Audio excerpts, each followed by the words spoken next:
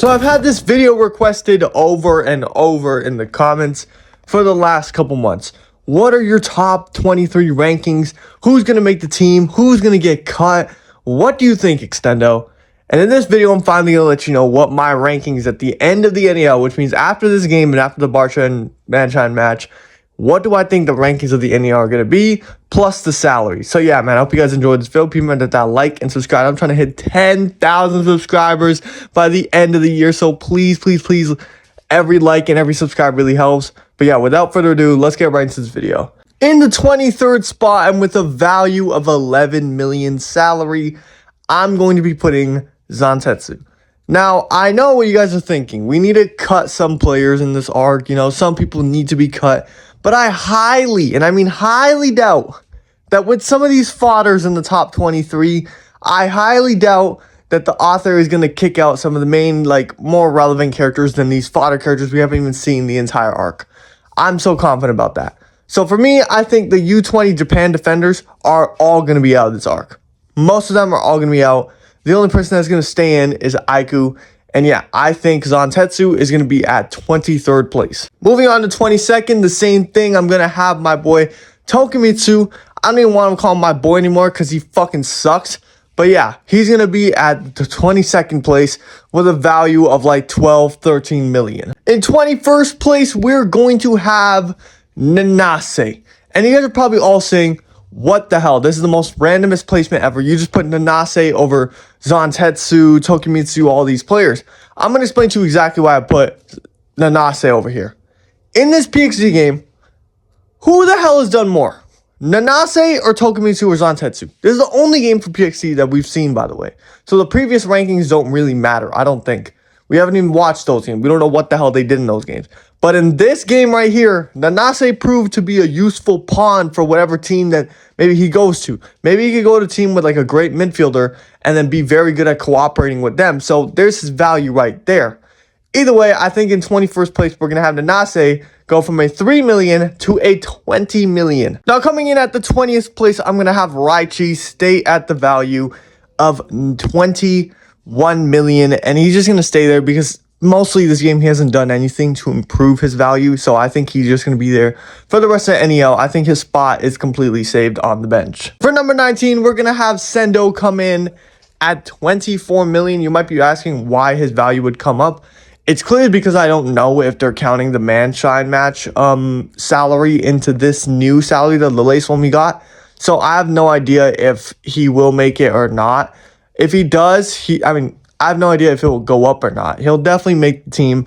He's going to be at the 19th spot on the bench. Now for number 18 and number 17, it's pretty self-explanatory.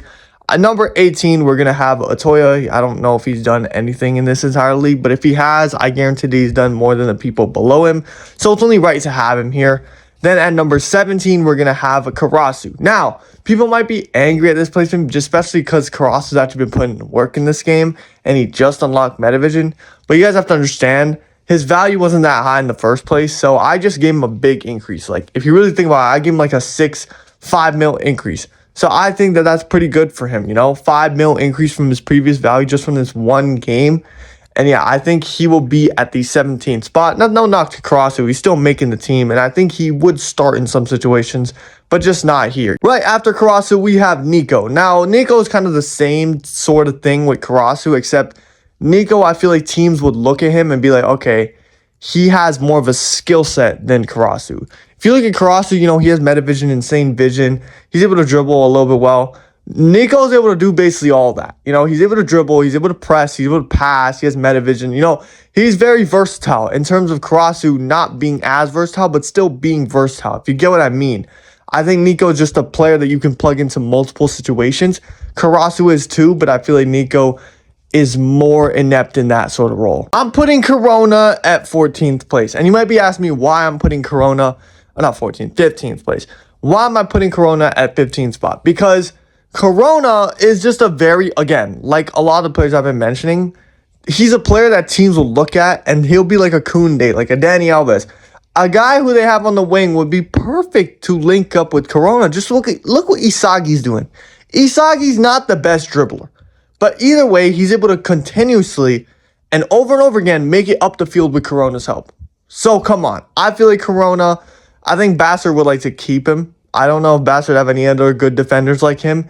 He's a good defender. He's really good at link-up play. And, again, he doesn't have no real, ego to score himself.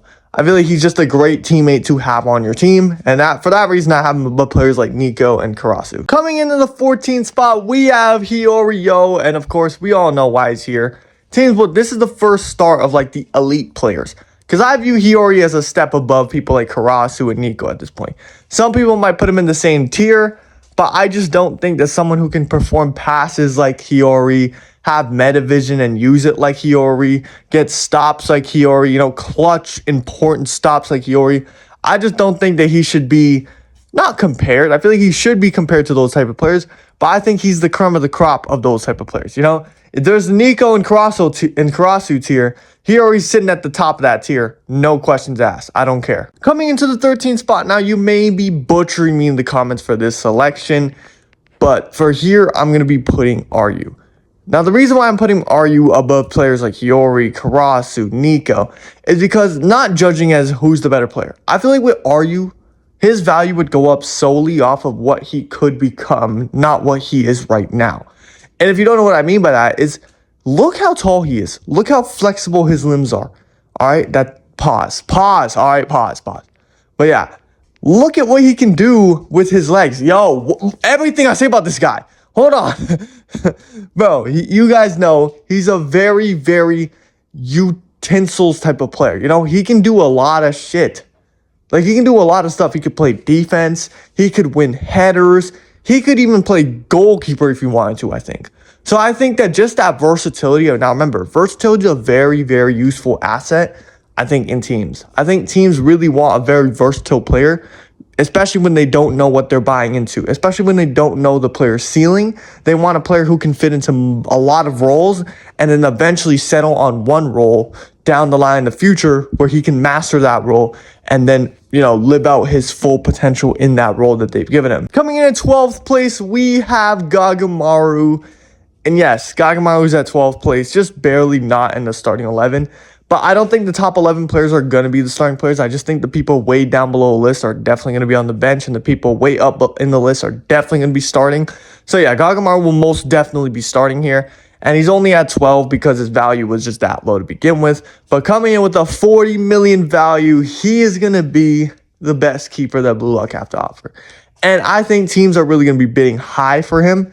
This high because, first of all, he's able to stop borrow shot one-on-one. Second of all, this guy's just a very, very good keeper. He's the only good keeper we've seen in the entirety of Blue Lock, the series, not just the facility, the series. He's better than Blue Lock, man, who's a literal AI. And, bro, Gagamaru's just him, bro. He's the one goalkeeper I think has potential to become the best goalkeeper of all time. Some people might be asking me why Yuki Miya is in the 11th spot above all these players. It's not because I'm the biggest Yuki Miya fan, all right? I'm definitely not. But this recent chapter really made me realize that if I was a team, right, and I couldn't get Bachara, right? I could not get Bachara. I think Yuki Miya is literally the next best option. If you need a player, I think, to just carry your team 1v1 and just build around that player, give him pieces he could use, Yuki Miya could really thrive. If I'm a team, I cannot get Bachara. The next best option on the wing would probably be Yuki Miya or Chigiri. You know what I mean? So I really feel like Yuki Miya with his gyro shot, with his dribbling, is actually a very good player on paper. Now, this has nothing to do with just his play on the manga. I'm talking about just on paper. If I'm looking at that, that's a formula for farming goals, especially if he plays with a very nice striker. Rio's actually going to be coming in the number 10 or number 9 spot. And I know a lot of people are going to kill me for this selection, but please hear me out, all right? This is all depending on how the last game goes. My prediction for the last game is that Nagi scores a hat trick. In this scenario that I'm making the list, Nagi scores a hat trick and they win 3-2. For Nagi to score a hat trick, I think Rio needs to put in some sort of work. Maybe not assisting him with everything, but he needs to do something in that game, right? Especially if they want to win. So I think in this game, Rio would unlock flow just like Nagi and end up going crazy, and that would increase his value by like a whole 10 million more than Yukimiya, and he'd be a very formidable opponent and teammate inside the NEL. Coming in at 60 million and above Rio, we're going to have Oliver Aiku, the best defender Blue Lock have to offer. Simply, this guy's just the best defender that the whole series has to offer up until this point, not including Lorenzo and any pros. This guy is quite literally every team's dream center back. Every team's dream center back because, bro, he's so versatile. Again, I've been talking a lot about versatile in this video, but yeah, he can fit into any system. What do you want? You want someone who can clear the ball? He'll do it. You want someone who can defend 1v1? He'll do it. You want someone who can win headers up high? He can do it. You want someone who's analytical and can read plays? He'll do it. Aiku is literally a jack of all trades when it comes to defending, and I feel like there's not really much more justifying I can do to justify the position. So yeah, Aiku is right here. Coming in next, we're going to have Kunigami at 64 million. The reason why his value is even going up is just basically because he's locking down Shido right now, and teams are going to start to see him as a more defensive player, whereas before I think they just seen him as a ghost.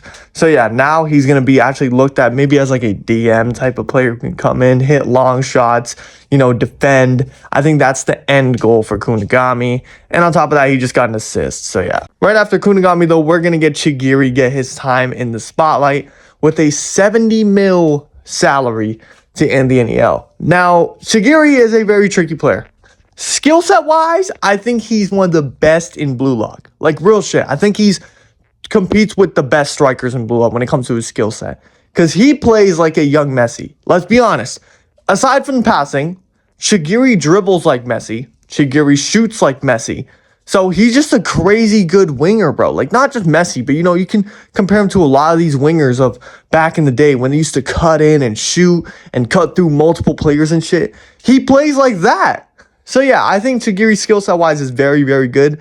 I just feel like he just doesn't have, like, the super goals and stuff to put his value that high. But, yeah, either way, Chigiri's right here. Coming right after Chigiri, we're going to have Bachara.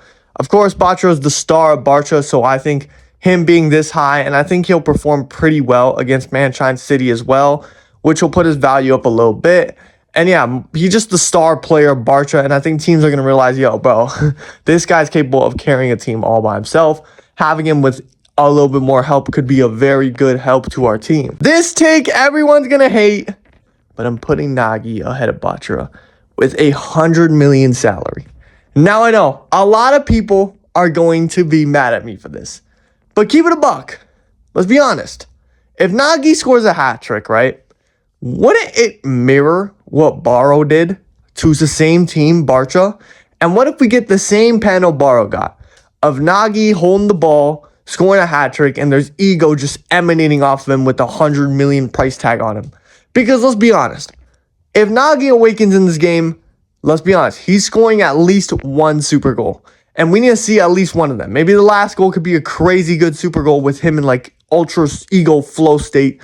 But yeah, I think Nagi would definitely be this high at the end of the NEL if he scores a hat trick. If he ghosts this game, that'll be completely different. But yeah, coming in one spot above Nagi is Shido. And yeah, that's mainly because he's just been more consistent over the league than Nagi. Not because I think he's better or anything, but just because teams are going to see that he's more consistent than Nagi at this point. So they're going to end up thinking, quote unquote, thinking that he's better. But we all know Shido's not that good. Ahead of Shido, we have Barrow coming in at number 3 with a 150 million salary. My boy Barrow is coming at number 3. Now, a lot of people might be mad at this. Might be saying, oh, Barrow's the best striker in the NEL. I agree. I think he's definitely one of the best. In fact, I do think he's top 3. But the other two are playing right now, and the amount of feats that we've seen in their game, it's just going to up their value higher than Barrow's. I'm sorry. It's going to up their value a lot higher than Barrow's, whether you like it or not, Barrow fans. Coming in at number 2, we have Rin Itoshi. This is a very obvious pick. Rin would either be number 1 or number 2.